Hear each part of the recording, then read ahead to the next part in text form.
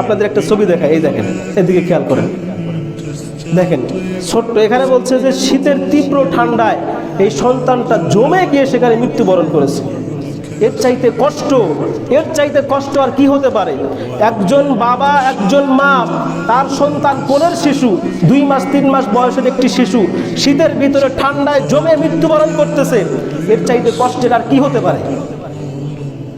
অথচ আমাদের মুসলমানের সন্তানেরা তারা আতশবাজি করে, এরকম দিনের পর দিন তারা নামাজ থেকে দূরে, জিহাদ থেকে দূরে, অথচ ফিলিস্তিনের দিকে তাকিয়ে দেখেন, শিশুরা না খেয়ে মারা যাচ্ছে।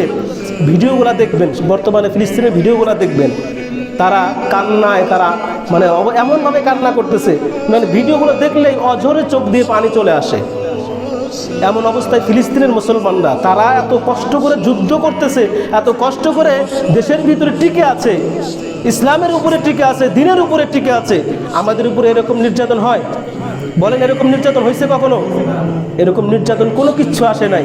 এরপরে আমরা আল্লাহ থেকে অনেক দূরে, আল্লাহ থেকে অনেক দূরে।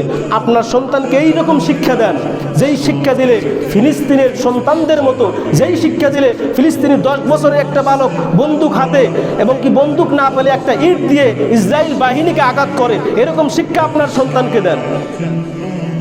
কিন্তু আমরা আমাদের সন্তানকে সেই শিক্ষা দিতে পারি নাই।